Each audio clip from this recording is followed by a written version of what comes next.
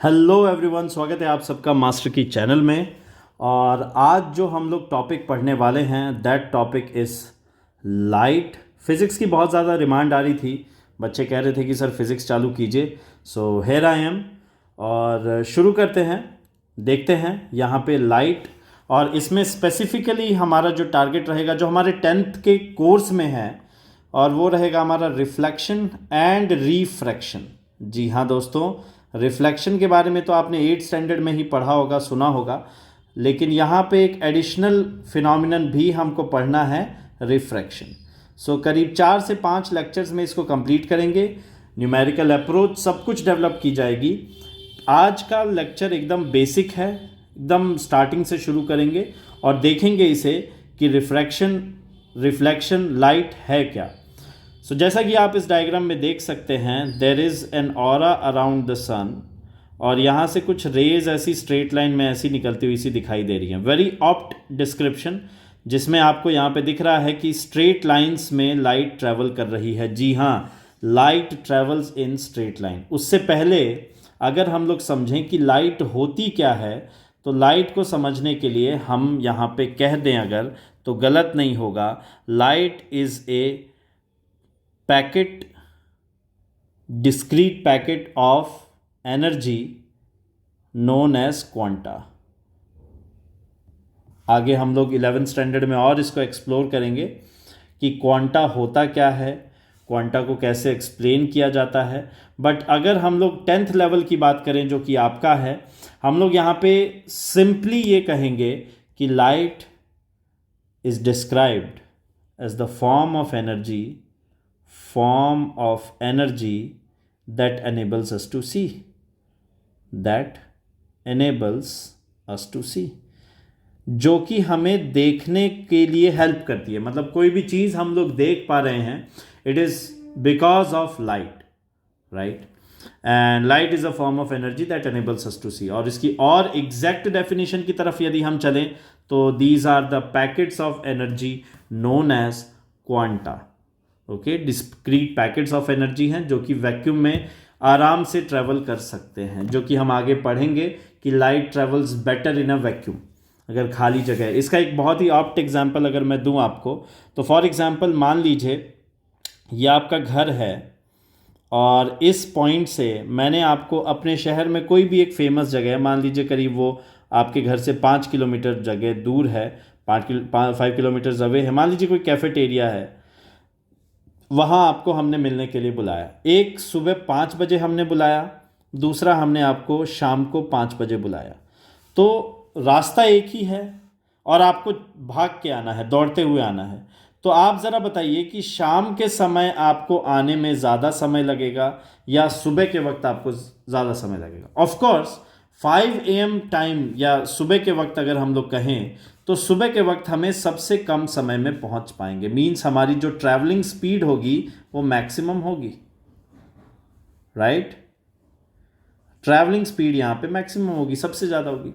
5 PM पे ऐसा क्या होगा, 5 PM पे हमारी जो ट्रैवलिंग स्पीड रहेगी ना, वो ट्रैवलिंग स्पीड हमारी सबसे कम होगी, मिनिमम और लेस हम बोलें तो हम तेज़ी से पहुंच पाएंगे। मतलब हमारे लिए इस दौरान ट्रैवल करना इजी है, travelling is easy because of less traffic, है ना। ट्रैफिक कम होने की वजह से, ट्रैफिक कम है, हम आराम से चल पा रहे हैं, हिंड्रेंस कम है, आराम से हम लोग एक जगह से दूसरी जगह पहुंच पा रहे हैं। वैसा ही कुछ लाइट के साथ वैक्यूम में होता है। वैक्यूम का मतलब है जहां कुछ ना हो, absence of medium. Absence of medium जैसे एयर हुआ, वाटर हुआ, या कोई भी आपका ग्लास हुआ, तो ऐसे मीडियम प्रेजेंट ना हो। तो बेसिकली लाइट का ट्रैवलिंग, लाइट ऐसा नहीं है कि जैसे मीडियम नहीं है, मीडियम नहीं है वैक्यूम में तो साउंड ट्रैवल नहीं कर सकता, लेकिन लाइट के साथ ऐसा नहीं है, लाइट ट्रैवल कर सकती है ना। सो मीडियम का फर्क नहीं पड़ता, लेकिन हाँ अगर मीडियम है तो स्पीड कम हो जाएगी यार, ट्रैवल करेगी। मतलब आप इस फिनोमिनन को, इस फंडा को एकदम क्लियरली समझिए कि जो आपकी लाइट है, light needs no medium for propagation. मतलब एक जगह से दूसरे जगह जाने के लिए इसको किसी भी मीडियम की आवश्यकता नहीं है, but at the same time अगर कोई मीडियम रहा, या हम बोलें in the absence of vacuum, अगर वैक्यूम नहीं है,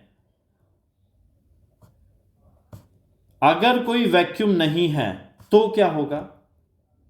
देन इट्स स्पीड डिक्रीजेस, उसकी जो ट्रैवलिंग स्पीड है ना वो कम हो जाएगी। इतना सा अंतर पड़ता है, ठीक है। सो इस चीज को ध्यान रखेंगे, रिफ्रैक्शन में बहुत काम में आएगा। मैं इस एग्जांपल को याद भी दिलाऊंगा और ये एनालॉजी से आप आराम से इसको समझ सकते हैं। आई होप आपको समझ में आया हो। फाइन। अब जैसा कि आप ये बहुत ही फाइन फोटोग्राफी अगर देख पा रहे हो, मेरी नहीं है ऑफ कोर्स, बट अगर आप इसको देख पा रहे हो, so water droplet has fallen और उसकी वजह से उसकी एक इमेज बनी है। ये इमेज है और ये वाटर ड्रॉप है। तो जैसा कि आप समझ पा रहे हैं कि मिरर्स की बात तो हम बाद में करेंगे, हम लोग बाद में मिरर्स को समझेंगे, लेकिन अगर हम लोग वाटर ड्रॉपलेट्स की बात करें ना, तो बेटे वाटर ड्रॉपलेट्स में वाटर सरफेस पे भी इमेज का फॉर्मेशन हो सकता है। अब ये इमेज बनने के नियम क्या हैं, लॉज क्या हैं, किस वजह से कोई भी मिरर रिफ्लेक्ट करेगा, ये सब चीजें हमें देखनी जरूरी है। जैसे एक बहुत ही कॉमन सा मैं एग्जांपल देता हूं, बहुत बड़ा मिसकंसेप्शन है, अभी दूर किया देता हूं। Space is dark, space is dark, although वहां पे there are infinite sources of light, means sun हुआ, अदर स्टार्स हुए, एटसेट्रा एटसेट्रा, बहुत सारे हैं, लेकिन वहां कोई आपका डार्कनेस ही डार्कनेस है। अगर हम स्पेस को देखते हैं तो उसका बैकग्राउंड हमेशा आपको डार्क दिखाई देता है। उसका रीजन यह है, there is no object to reflect light.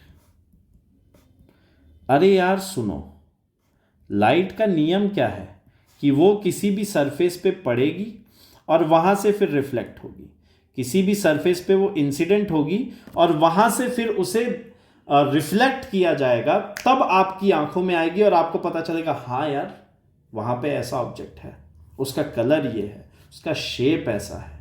तो ये सब रिफ्लेक्शन के फिनोमिनन है।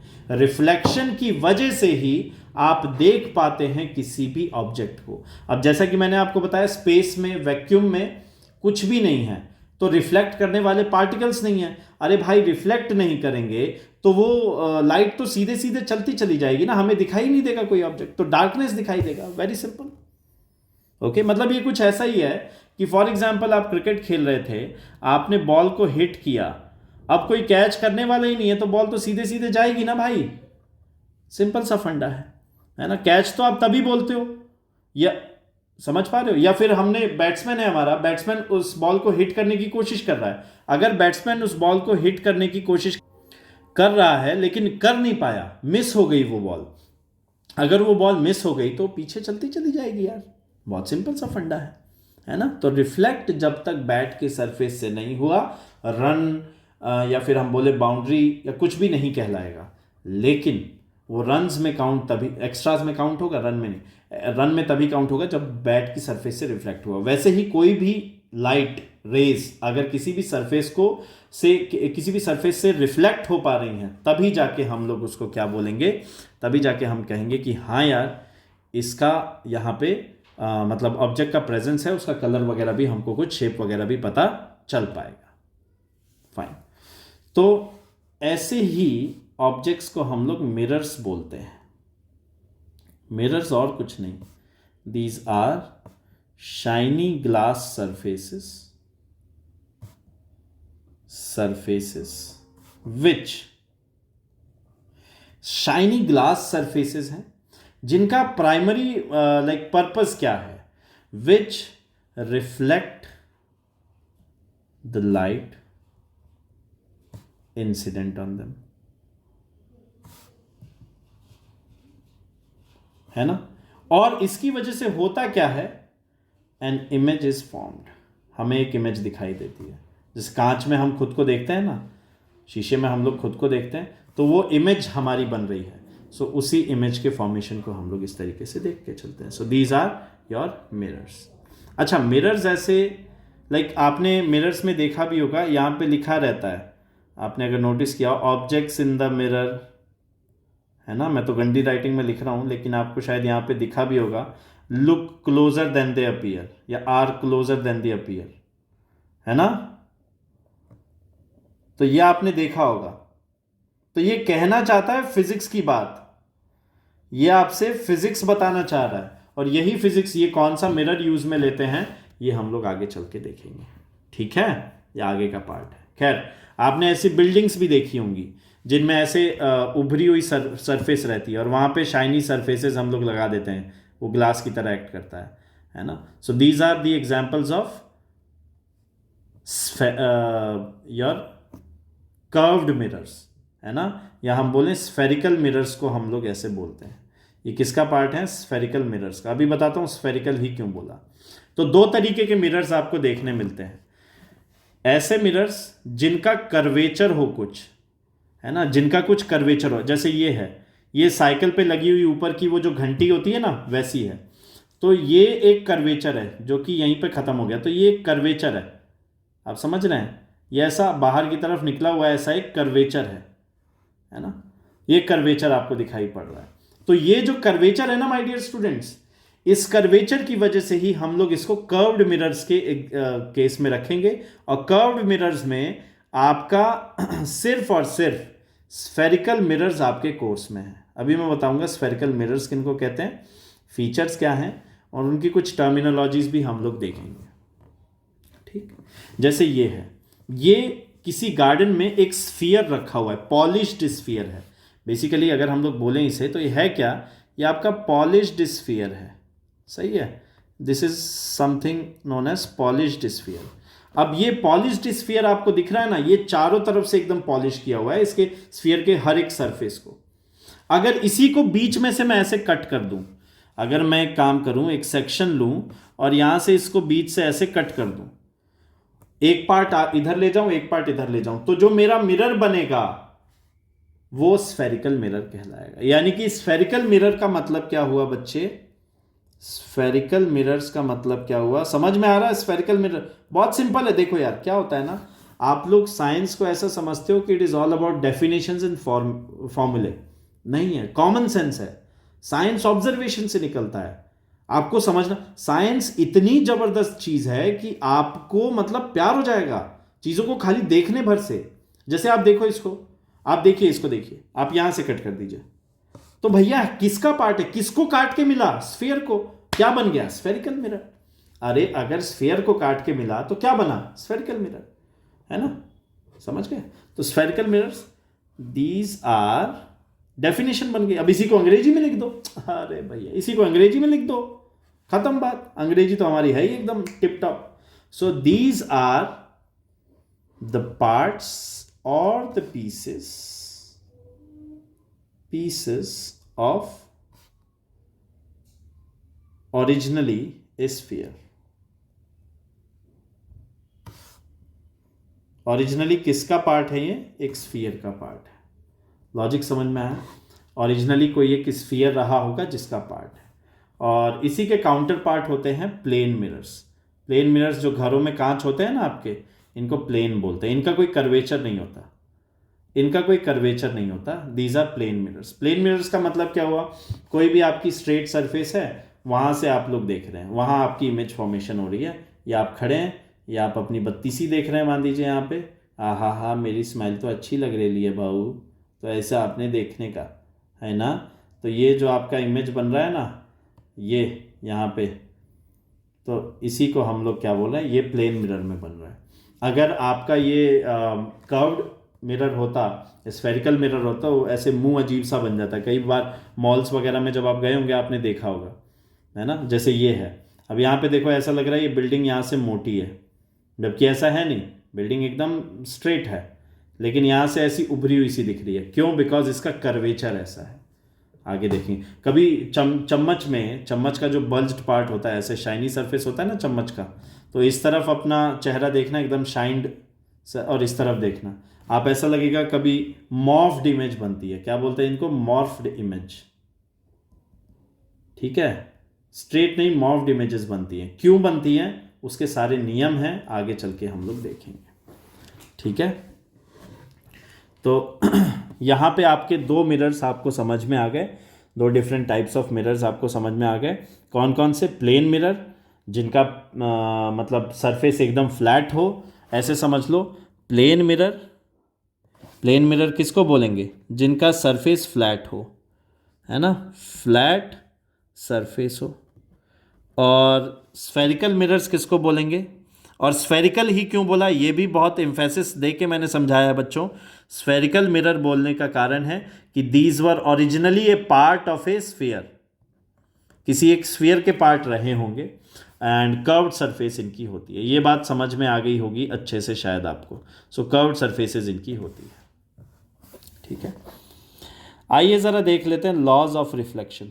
रिफ्लेक्शन के नियम क्या हैं और किन कारणों से रिफ्लेक्शन आपको देखने मिलता है, ये तो जानना पड़ेगा। तो देखिए, चाहे प्लेन मिरर हो, चाहे आपका प्लेन मिरर ना हो, मिरर कैसा भी हो, स्फेरिकल हो, प्लेन हो, ये लॉ हमेशा वैलिड रहेगा।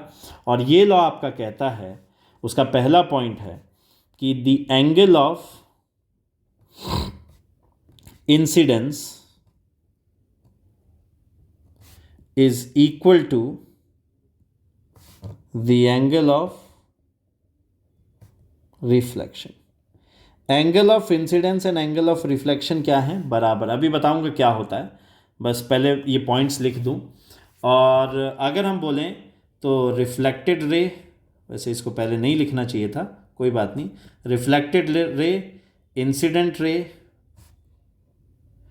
Angle of incidence, angle of reflection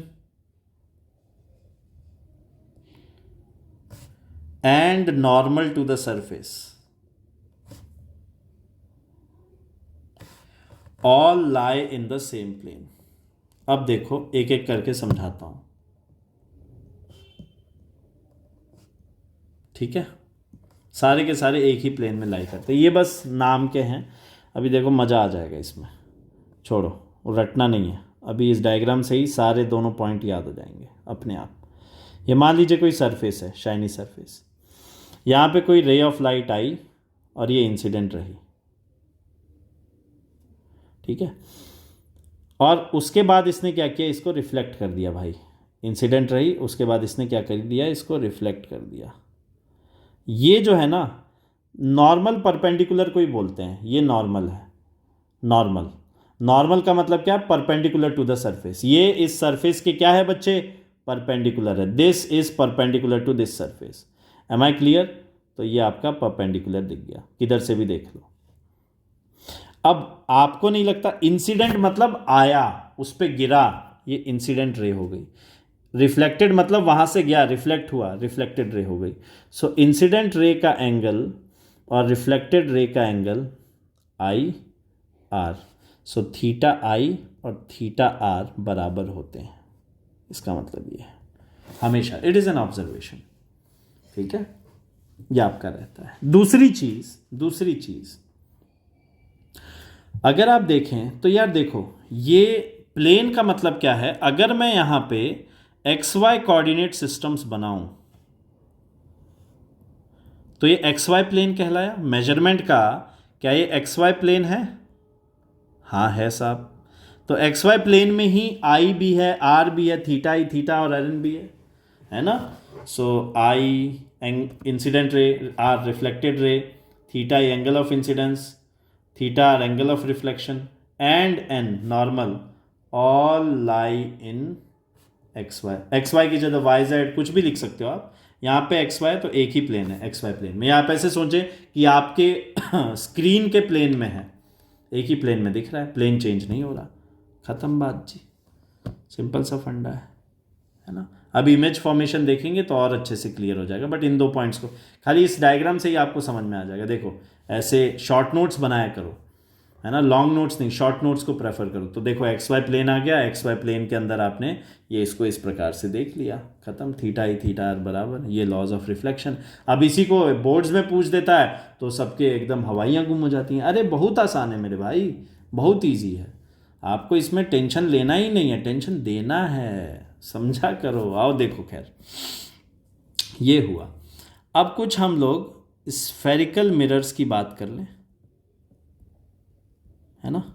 तो यार मैंने क्या समझाया, देखो अगर मैं इसको यहाँ पे लेके चलूँ तो मैंने क्या कहा, इसको आप काट दीजिए, या तो यहाँ से कैसे भी काट दीजिए, छोटा सा पार्ट भी काट लीजिए, जरूरी नहीं आधा ही काटें, यहाँ से भी काट सकते हैं। है तो ये स्फीयर का ही ना पार्ट, जो भी बच रहा है वो स्फीयर का ही पार्ट है। तो स्फेरिकल मिरर का मतलब क्या है, these are the parts of reflecting surfaces that were originally क्या, स्फीयर। खत्म। तो स्फेरिकल मिरर इसीलिए नाम पड़ा, खत्म बात। अच्छा, कर्वेचर जो है ना, आप इसको ऐसे ऐसे देख सकते हो। तो यार मैं क्या कहना चाह रहा हूँ, देखो मैं यहाँ पे ना इसकी हैचिंग करके आपको समझाता हूँ। अगर मान लो मैंने अंदर हैचिंग कर दी, तो ये हैचिंग का मतलब क्या है, इसको बोलता हूँ मैं हैचिंग। और ये हैचिंग का मतलब क्या है, हैचिंग जो भी आप बोलें, इस हैचिंग का मतलब क्या है, नॉट रिफ्लेक्टिंग सरफेस, मतलब ये रिफ्लेक्टिंग सरफेस नहीं है। ओके, तो बची हुई जो स्मूथ है उसी को हम लोग क्या बोलेंगे, रिफ्लेक्टिंग सरफेस। सही है बेटे, उसी को क्या बोलेंगे, रिफ्लेक्टिंग सरफेस।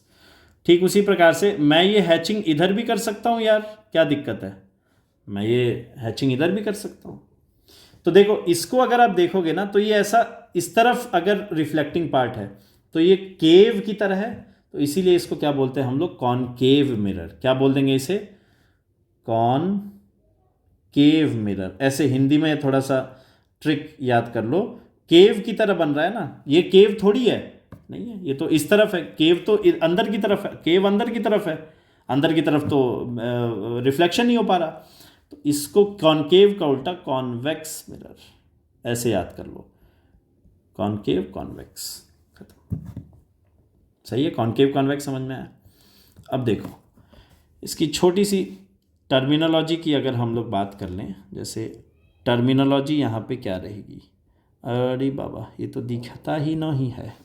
और टर्मिनोलॉजी की बात करें तो टर्मिनोलॉजी में अगर हम देखें, नंबर 1 पोल आ जाता है, नंबर 2 रेडियस ऑफ कर्वेचर आ जाता है, ये सब बताऊंगा मैं अभी, देखो एक बार में कुछ रटना नहीं। नंबर 3 सेंटर ऑफ कर्वेचर आ जाता है, नहीं, फिर प्रिंसिपल एक्सिस आ जाती है, अपर्चर आ जाता है, वो सब मैं बाद में, लेकिन ये जो 4 टर्म्स हैं ये बहुत इंपॉर्टेंट है और इसको ज़रा हम लोग पहले देख लें। यार सुनो, पोल क्या है, पोल क्या है, बहुत simple, mid point of spherical mirror surface, mirror surface, ये बोल रहा हूँ। अभी देखना सब बता दूंगा। Radius of curvature R, centre of curvature C, principal axis CP भी देखो। यार ये सुनो, चाहे आप इसकी मुंडी ऐसी घुमा दो चाहे ऐसी घुमा दो, इसका सेंटर तो होगा ना बाबा, सेंटर तो होगा। और हैचिंग में इधर कर रहा हूँ, इसमें ये कॉनकेव बन गया, हैचिंग में इधर कर रहा हूँ, इसमें ये कॉन्वेक्स बन गया। क्या कहते हो मेरे लाल, समझ में आ गया। तो इसी को हम लोग क्या बोलते हैं, पोल बोल देते हैं यही क्या हो गया, पोल हो गया। लो कितना ईजी है, mid point of the surface, curved surface. अच्छा बेटे ये किसका पार्ट है किसका पार्ट है जल्दी बताओ। ये पार्ट है मेरे लाल एक स्फीयर का। तो भैया थोड़ा सा अजीब सा बन गया है, शिनचैन जैसी शक्ल बन रही है, बट मान लीजिएगा, समझ जाइएगा। ये जो है ये किसी ना किसी मतलब स्फीयर का पार्ट है, तो इसका सेंटर तो रहा होगा ना भाई, कुछ ना कुछ। जैसे इधर भी बात करें तो स्फीयर का पार्ट है, तो बच्चुआ आपको ना लागत है कि यहाँ पे कुछो ना कुछो तो सेंटर जरूर रहा होगा, सेंटर जरूर रहा होगा, उसी को हम बोलते हैं सेंटर ऑफ कर्वेचर। और अगर हम लोग यहाँ पे बात कर लें R, तो ये रेडियस ऑफ कर्वेचर हो गया, उसका स्फीयर जो जिस स्फीयर का ये पार्ट था उस स्फीयर का रेडियस, उस स्फीयर का सेंटर, सेंटर ऑफ कर्वेचर। और जो ये लाइन इनको जोड़ती है यही क्या कहलाती है? Principal axis. लो जी लो, यही एनसीईआरटी में बहुत ही खतरनाक तरीके से, डायनामाइट तरीके से लिखा है बे। ये आपकी प्रिंसिपल एक्सिस हो गई। समझ गए हैं? आई थिंक अच्छे से समझ गए होंगे, है ना। अब अगर आप यहाँ पे देखें तो एक चीज और ऑब्जर्व कर सकते हैं। का आप ऑब्जर्व कर सकते हैं? देखिए मेरे लाल, देखिए बहुत ध्यान से देखिए। आप यहाँ पे ऑब्जर्व कर सकते हैं कि जो सी है वो इनर पार्ट है, अंदर की तरफ है, कॉनकेव फेसिंग है, और ये कॉन्वेक्स फेसिंग नहीं। कॉन्वेक्स फेसिंग तब होता जब ये इधर होता। समझ पा रहे हो, है ना। सो यहाँ पे कॉनकेव में सी इज कॉनकेव फेसिंग, मतलब कॉनकेव साइड को फेस कर रहा है ना। और यहां पे भी सी इज कॉनकेव फेसिंग ही है ना, ये भी कॉनकेव फेसिंग ही है, ये कॉन्वेक्स फेसिंग नहीं है। तो इस बात को ध्यान रखना। ऑल्दो ये मिरर कौन सा है? कॉन्वेक्स मिरर, बोलिए मेरे लाल। और ये कौन सा है आपका? कॉनकेव। याद करने का तरीका आई थिंक मैंने आपको बता दिया है। सेम वे इस पॉइंट से ही देखेंगे, है ना। अगर केव बना रहा है, केव मतलब गुफा टाइप बना रहा है, कॉनकेव, उसका उल्टा कॉन्वेक्स। सो इसमें इमेज फॉर्मेशंस अब हम लोग नेक्स्ट टर्न पे चलेंगे। इस वीडियो को में सबसे इंपॉर्टेंट पार्ट ये टर्मिनोलॉजी है जो कि मैंने आपको बता दी। पोल ये बहुत सिंपल। पोल कोई सा भी कर्वेचर हो उसका मिड पॉइंट, चाहे कॉनकेव हो चाहे कॉन्वेक्स हो। ये एक स्फीयर का पार्ट रहा था, उस स्फीयर का सेंटर तो जरूर हुआ होगा कुछ ना कुछ। अरे कौन सा ऐसा स्फीयर होता है बाबा जो बिना सेंटर के हो? सेंटर तो होएगा ना। एंड अगर हम लोग देखें रेडियस आर, रेडियस आर, ये रहा सी, तो रेडियस आर, आर लो, radius of curvature, centre of curvature. आहा आहा, बात खत्म भैया, सिंपल। सीपी या पीसी क्या हो गया आपका? Principal axis. लो अब बाकी सारी चीज़ें हम लोग देखें, फोकस पॉइंट क्या होता है, अपर्चर क्या होता है, रिम क्या होती है, ये सब भी देखेंगे जब हम लोग इमेज फॉर्मेशन देखेंगे। एंड आई होप ये मेरा इंट्रोडक्शन देने का स्टाइल था आपके इस चैप्टर के लिए, जो कि बहुत ज़्यादा इम्पॉर्टेंट है। एंड इसको मैं ऐसे ही बच्चों की तरह एकदम बच्चे में शॉर्ट ट्रिक सारी डेवलप कर लेंगे, बहुत अच्छे से आपका ये हो जाएगा। So this is me signing off here for today. मिलते हैं नेक्स्ट सेशन में, इमेज फॉर्मेशंस देखेंगे। वीडियो आपको पसंद आ रहा है तो do like, share and subscribe to the channel master की एज मच एज पॉसिबल। जितना हो सके इसको शेयर करो यार, क्योंकि ये सारी की सारी मेहनत आप लोगों के लिए चल रही है। फ्री ऑफ कॉस्ट है सब कुछ, आप लोगों को इसका कुछ भी पे नहीं करना है ना। So it's a new initiative. इसको जितना हो सके आप फैलाइए और अपने दोस्तों तक, अपने सारे लोगों तक इसको पहुंचाइए। और जितना ज़्यादा, जितनी जल्दी हम लोग इसमें ग्रोथ देखेंगे उतनी ही लॉन्ग क्लासेस हम लोग लेके आने वाले हैं। अभी तो क्लासेस चलिए आपकी चल रही हैं हाफ आवर की, मैक्सिमम 20 मिनट्स की, ये 1-1.5 घंटे की भी चलेंगी इसी तरीके से, मज़ेदार एनिमेशंस एंड पिक्चर्स सबके साथ में। जितना हो सके इसको फैला दो यार, और कमेंट्स में बताओ आके कि कौन सी चीज़ सबसे अच्छी लगी। और या दबा के लाइक करो एंड शेयर करो जितना हो सके। Thank you so very much. मिलते हैं नेक्स्ट सेशन में। बाय बाय, टेक केयर, जय हिंद। सेफ रहिए, सुरक्षित रहिए और पढ़ते रहिए। Thank you.